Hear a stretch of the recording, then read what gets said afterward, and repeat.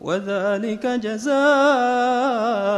الكافرين ثم يتوب الله من بعد ذلك على من يشاء والله غفور رحيم يا أيها الذين آمنوا إنما المشركون نجس فلا يقربوا المسجد الحرام بعد عامهم هذا وإن خفتم عيلة فسوف يغنيكم الله من فضله إن شاء إن الله عليم حكيم قاتلوا الذين لا يؤمنون بالله ولا باليوم الآخر ولا يحرمون ما حرم الله ورسوله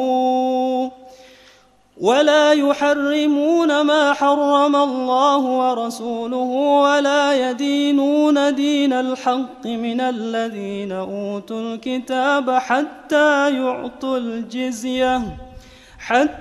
يعطوا الجزية عن يد وهم صاغرون وقالت اليهود عزير ابن الله وقالت النصارى المسيح ابن الله ذلك قولهم بأفواههم يضاهئون قول الذين كفروا من قبل قاتلهم الله أنى يؤفكون اتخذوا أحبارهم ورهبانهم أربابا من دون الله والمسيح ابن مريم وما أمروا إلا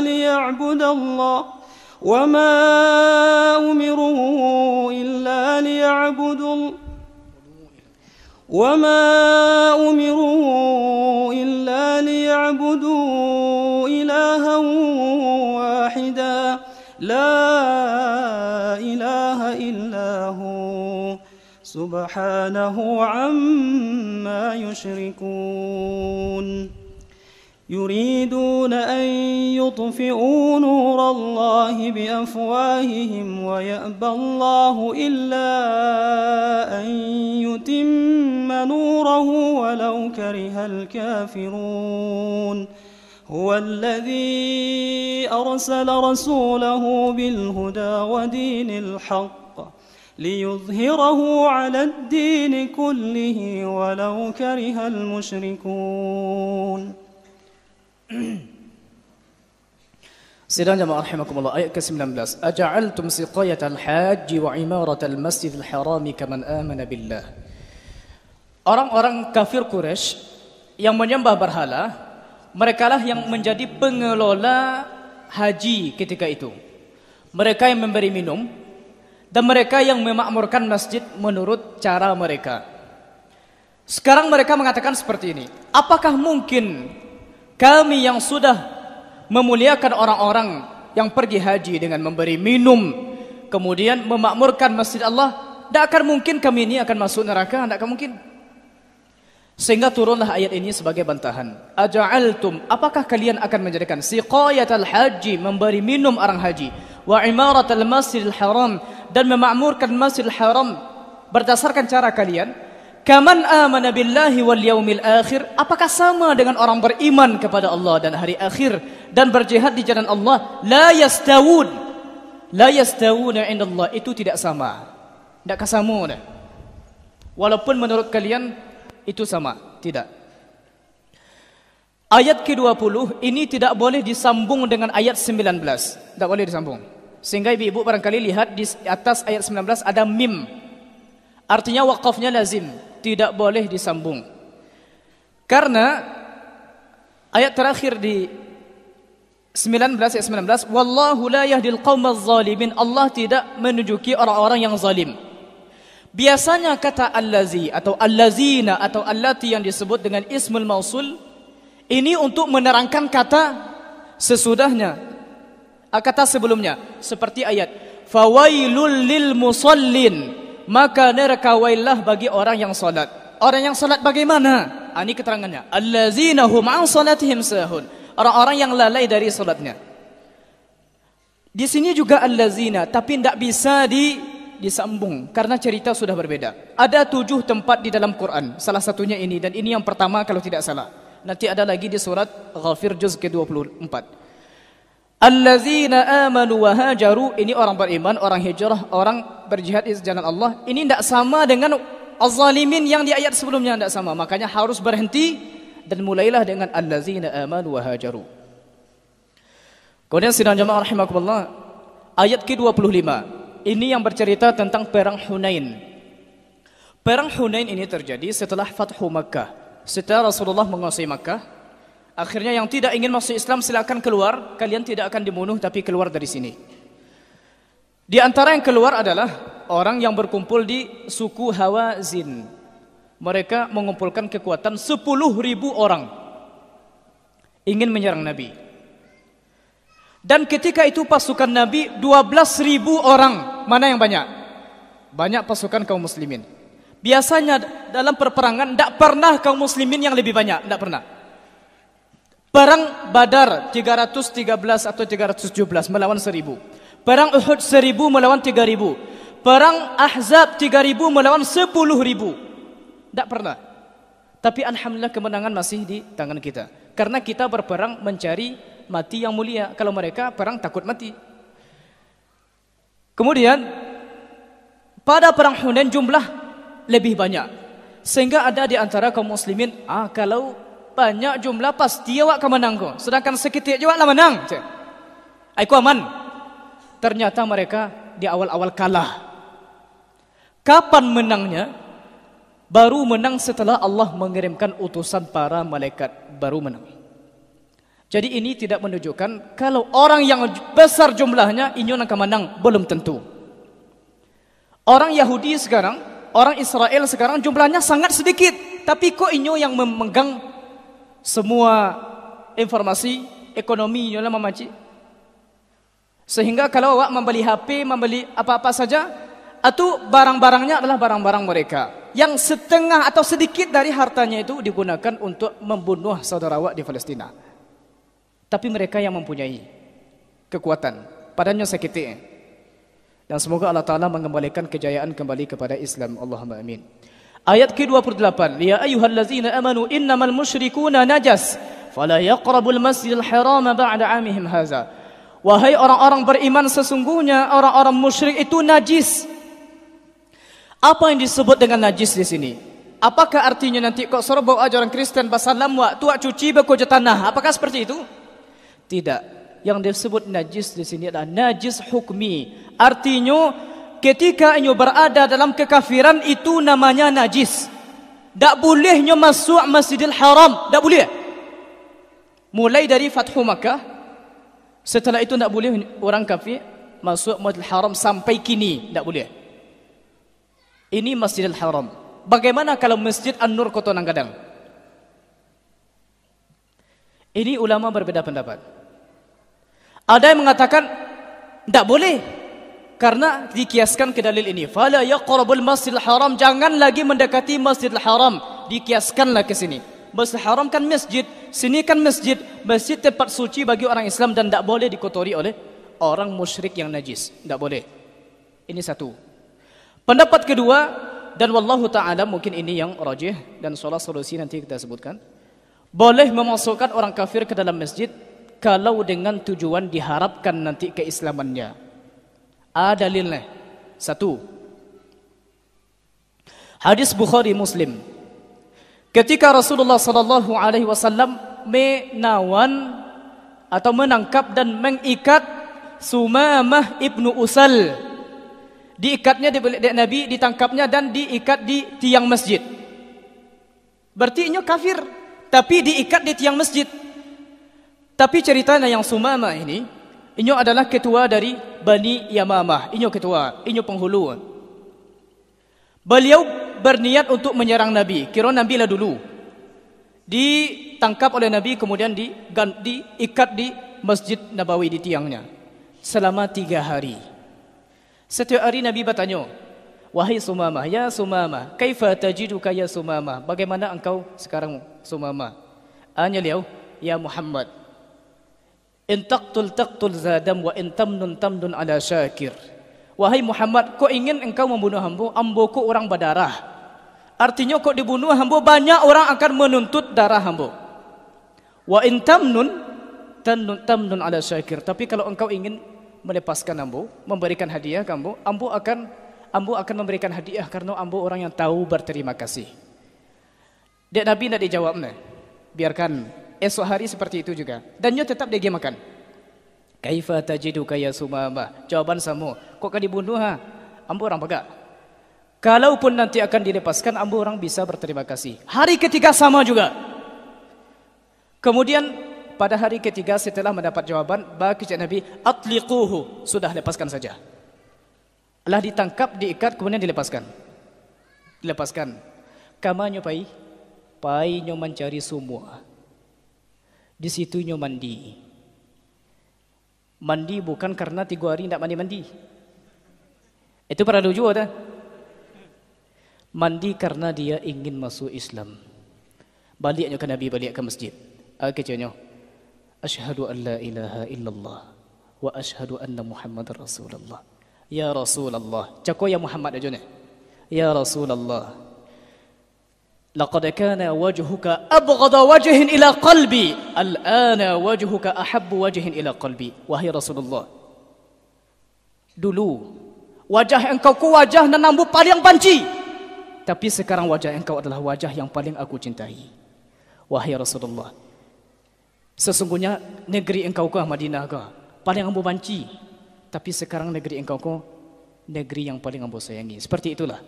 Ba'a kau bisa masuk Islam. Padahal hanya diikat saja. Kalau awak diikat mungkin berancang untuk balas dendam, ya atau tidak? Kini kenapa dia masuk Islam? Karena Rasulullah salat di masjid. Sahabat ada di masjid. Inyo tahu sebenarnya ba'a Nabi. Walaupun nyo dulu mendengar Nabi Muhammad itu buruk, kelakuannya buruk, mensihir orang lain. Ternyata ketika beliau melihat langsung dengan mata kepala sendiri, ba'a sahabat menghormati Nabi, ba'a Rasulullah mengajar sahabatnya, terasurinya. Selama 3 hari, beliau langsung masuk Islam. Ini satu dalil. Dalil kedua, ketika orang Nasrani dari Najran datang untuk menemui Nabi, dimasuknya Nabi ke masjid. Dan ini yang kita maksud dalam surah Ali Imran yang sudah kita baca di Mukhlisin. Ayat 1 sampai ayat ke-80-an ini bercerita tentang ahlu kitab Nasara. Yang ketiga, Bani Saqif juga masuk ke masjid. Artinya seperti ini. Boleh memasukkan seseorang ke masjid dengan niat supaya inyo masuk Islam. Tapi kini alhamdulillah tempat bertemu lah banyak. Kau indak di siku bawa ke wali kota. Kau indak bawa ke posko-posko lain. Indak bawa ke Asia Baru. Ini lebih baik daripada ke sini. Sidang jemaah rahimakumullah. Ayat ke-30, wa qalatil yahudu Uzair bin Allah. Orang Yahudi mengatakan Uzair. Siapa Uzair? Uzair adalah salah seorang umat dari umat Nabi Musa. Setelah Taurat turun, Taurat kau dirubah-rubahnya oleh ulama Bani Israel. Akhirnya ketika Uzair lahir, inyo bisa kembali mengembalikan Taurat seperti turun kepada Nabi Musa. Sehingga orang heran, wah iku anak Tuhan kau mak. Akhirnya dia ngecekkan wa qalatil yahud Uzair ibnullah. Uzair ku anak Allah, katanya bisa kembali mengembalikan Taurat seperti yang Allah turunkan. Huwallazi arsala rasulahu bil huda. Ini yang biasa kita pakai untuk muqaddimah. Alhamdulillah allazi arsala rasulahu bil huda wa dinil haqq liyuzhirahu 'ala ad-din kullihi walau karihal musyrikun. Adapun walau karihal mukafirun walau karihal munafiqun ikut ada ayatnya. Awak saja menambah. Ya ayyuhallazina amanu, silakan Ustaz Abu Khalid, silakan.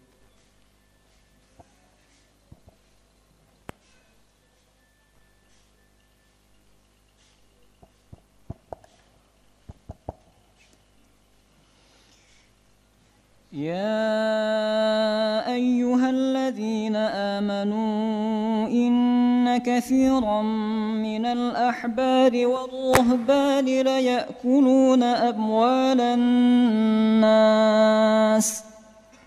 ليأكلون أموال الناس بالباطل ويصدون عن سبيل الله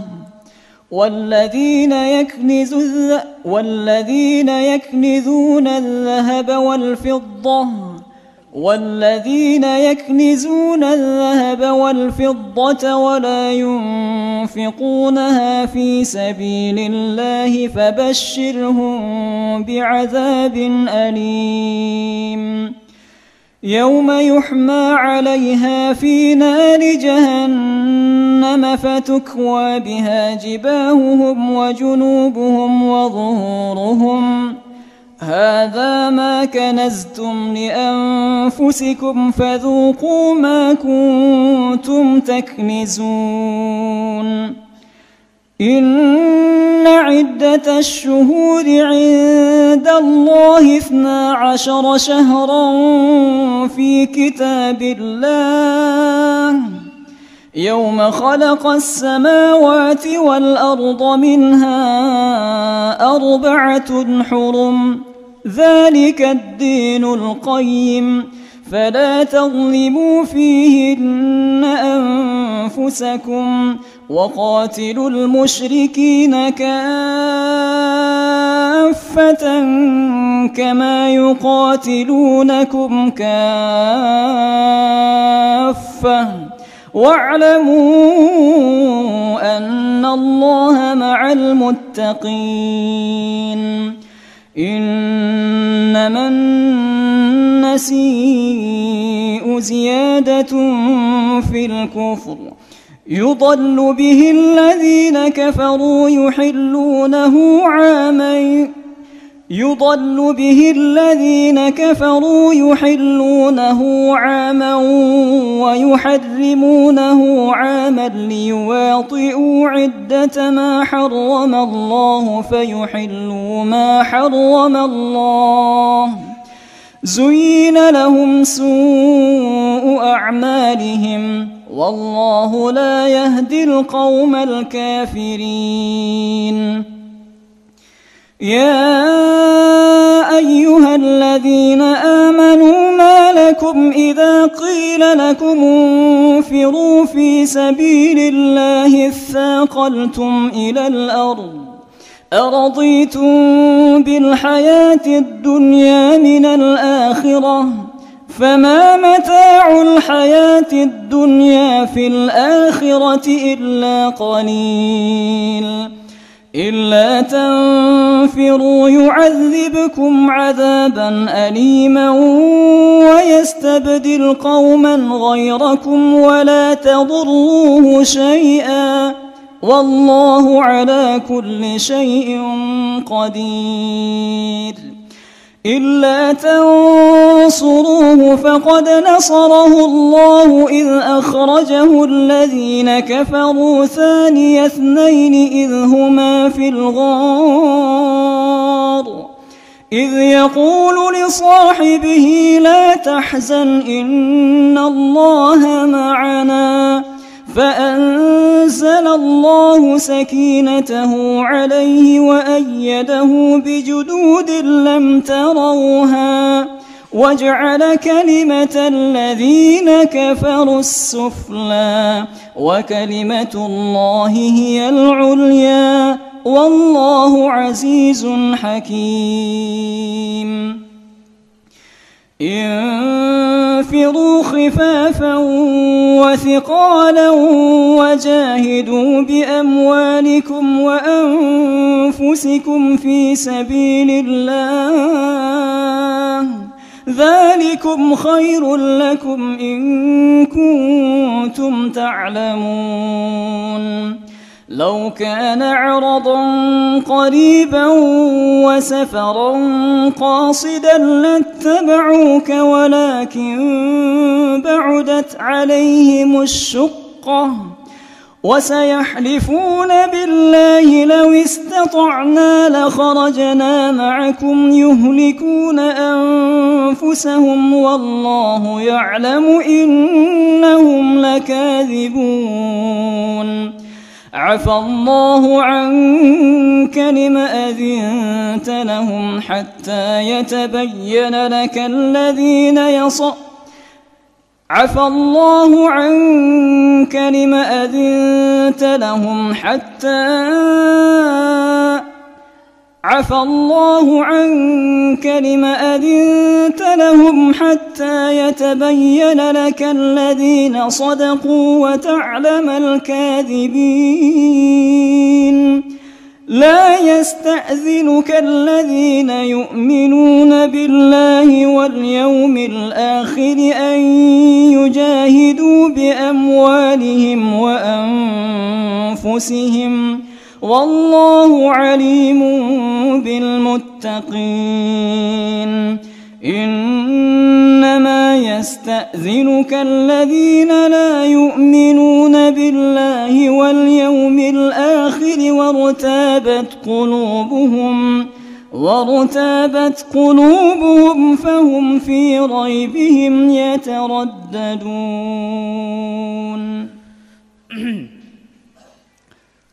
Ayat ke-34. Ya ayyuhallazina amanu inna katsiran minal ahbari warruhbani la ya'kuluna amwalan nasi bil batil. Wahai orang-orang beriman, sesungguhnya kebanyakan daripada pendeta-pendeta, rahib-rahib dan ruhban-ruhban, mereka sungguh memakan harta orang lain dengan cara yang tidak benar. Jadi ternyata dulu sudah ada juga korupsi.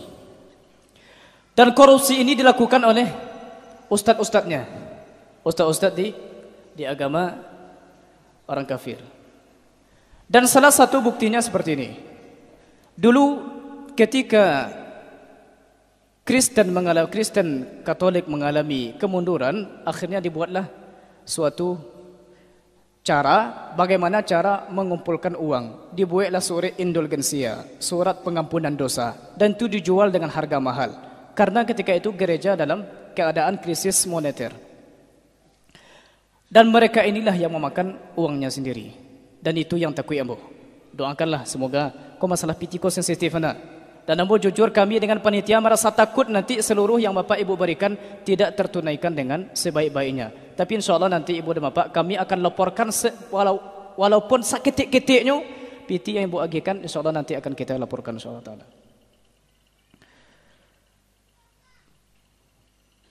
Kemudian ayat yang ke-40, illa tansuruhu faqad nasarahu Allah. Kalau kalian tidak menolong Nabi, maka sesungguhnya Allah telah menolongnya. Indah awak akan menolong dan Nabi akan ditolong juga oleh Allah Ta'ala. Iz akhrajahu allazina kafaru thani yasnaini. Ketika beliau diusir oleh orang kafir, thani yasnaini, beliau adalah satu dari yang dua. Ceritanya ini adalah ketika Rasulullah hijrah bersama Abu Bakar. Kan tadi Rasulullah sudah meletakkan tanah di kepala orang-orang kafir. Kemudian keluar. Rasulullah tidak langsung ke Madinah, ke jalan Madinah. Karena Nabi tahu, kalau langsung ke Madinah nanti pasti dicari ini orang. Karena Nabi menyuruh Nabi marah ke arah sebaliknya, ke Goa Sur selama 3 hari. Dan makan beliau diantarkan oleh anak Abu Bakar bernama Abdullah yang membawa kambing. Jadi supaya tidak kehilangan jejak, beliau di muka, kambing di belakang, sehingga yang nampak tapaknya tapak kambing, tidak tapak orang lah. Itu caranya. Selama 3 hari menemani Nabi di Goa Sur. Kemudianlah dicari tidak dapat. Akhirnya terpikir dua orang, barangkali kok di Goa Sur menyuruh. Pailah orang ke situ. Tapi dia tidak yakin karena di depan gua itu nampak seperti sarang laba-laba. Dan merpati ada orang nampak di situ. Kalau ada orang di dalam, tentu tidak ada oleh sarang laba-laba. Atau tidak ada merpati. Sehingga Abu Bakar ketika itu cambih. Ya Rasulullah, Lau nazara ahaduhum ila qadamaihi la ra'ana. Wahai Rasulullah, kalau saja salah seorang di antara mereka melihat ke kakinya, ke tumitnya, kan nampak awak, karena Rasulullah nampak langsung di bawah. Kata Nabi, Ikonya, la tahzan innallaha ma'ana. La tahzan, jangan sedih. Innallaha ma'ana, Allah bersama kita. Bahkan ketika itu Rasulullah terlalu capek, akhirnya Abu Bakar bersedia dijadikan bantal oleh Nabi. Tidur Nabi. Dan ketika itu Abu Bakar digigitnya dabbah, tapi entah bentuk serangga, entah seperti ular kecil atau apa, tapi ditahannya oleh beliau supaya Rasulullah sempurna tidurnya. Itu benar kasih sayang kepada Nabi. Sampai menangis Abu Bakar ketika tetesan air matanya sampai ke pipi Nabi, tajago Nabi, baku menangis. Ternyata ini sudah digigit oleh serangga. Itu cinta ke Nabi.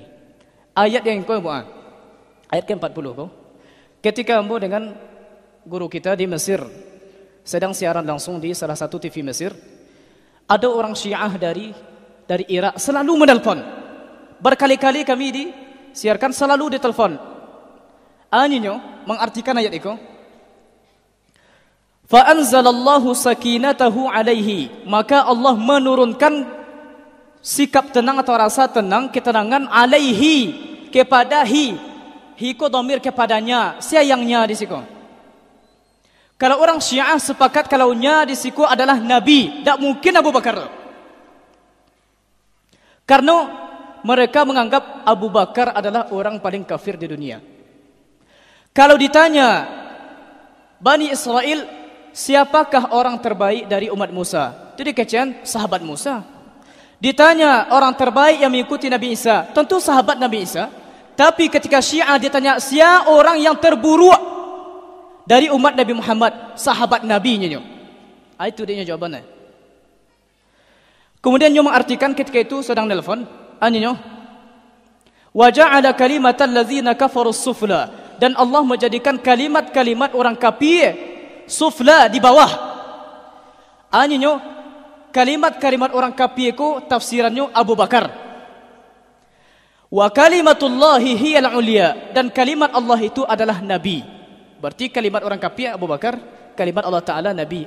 Kai situ di bawah mereka ayat. Dan saya sudah membaca Al-Quran buatan mereka, ditambahnya ayat, walau annahum izzalamu anfusahum ja'uka ya Ali. Ya Ali juga tambah dinyo, dan di Quran awak tidak ada.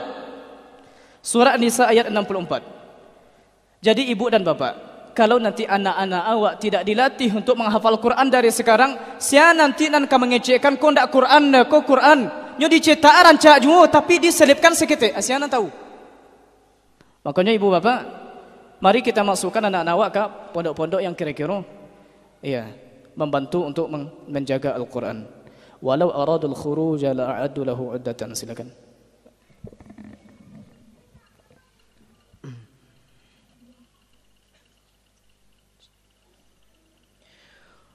ولو أرادوا الخروج لأعدوا له عدة ولكن كره الله